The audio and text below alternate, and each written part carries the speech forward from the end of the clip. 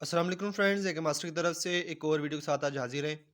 दोस्तों, आज की ये जो शॉर्ट वीडियो है उन दोस्तों के लिए है जिनको जो है एसटीएस की तरफ से ऑब्जेक्शन का मैसेज आया है। चालान जो है उन्होंने पेड करवाया था, लेकिन उसके बावजूद जो है उनको ऑब्जेक्शन का जो है मैसेज आया। अगर आपको भी ये मैसेज आ चुका है तो आप अप्लाइड के अंदर अपनी एप्लीकेशन देख सकते हैं कि आपका चालान पे हुआ है नहीं, या फिर अगर आपको अभी तक ये जो है एसटीएस की तरफ से मैसेज नहीं भी आया, तो एक बार जो है आप ज़रूर अपना अकाउंट खोलकर जो है चेक कर लें कि आपके चालान के ऊपर कोई ऑब्जेक्शन तो नहीं है।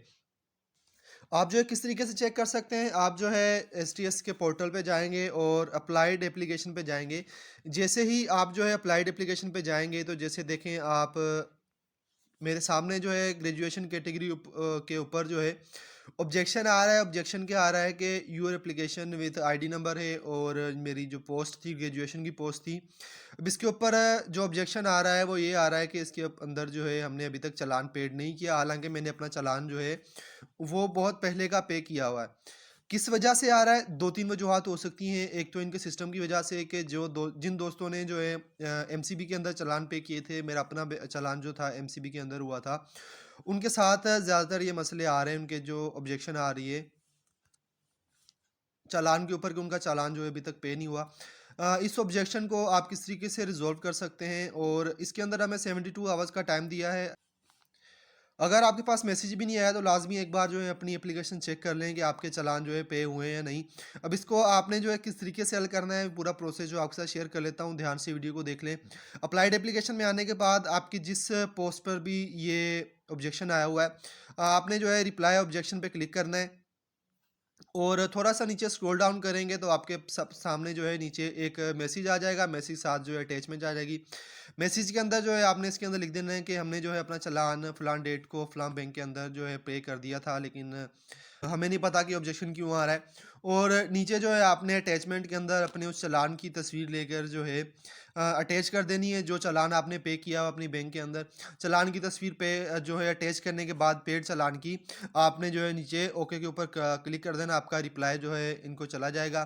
फिर बाद में जो है जब ये हमारा मैसेज चेक कर लेंगे, उसके बाद किस तरीके से हमें रिप्लाई आता है, तो इंशाल्लाह नेक्स्ट वीडियो के अंदर जो है आपके साथ ज़रूर शेयर करूँगा, जैसे ही मुझे जो है मेरी एप्लीकेशन का जवाब मिलता है। तो वो दोस्त जिन्होंने अभी तक जो है जिनको अभी तक मैसेज नहीं आया एसटीएस की तरफ से, उन्होंने जो है इसके अंदर अप्लाई किया हुआ है, और चालान पे करने के बाद उन्होंने अपना अकाउंट भी खोल के नहीं देखा, तो उनको मैं सजेस्ट करूँगा कि एक बार जो है अपनी एप्लीकेशन जो है खोल के लाज़मी चेक करें। दोबारा जो है आपको प्रोसेस बता देता हूँ कि आप जो है ऊपर लगे 3 बटन के ऊपर क्लिक करेंगे, अप्लाइड एप्लीकेशन पे आएँगे।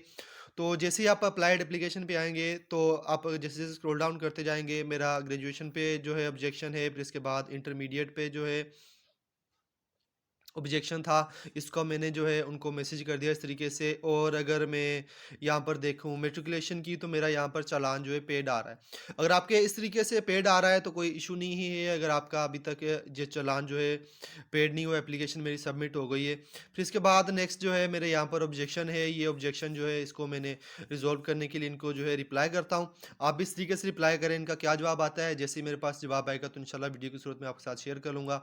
तो इस तरह की एसटीएस के हवाले से, या किसी और जितने भी टेस्टिंग इदारे हैं, या न्यू न्यू जॉब्स के हवाले से जो है मज़ीद इन्फॉर्मेशन अगर आप हासिल करना चाहते हैं, चैनल को सब्सक्राइब कर दें, साथ के बेल आइकन को दबा दें।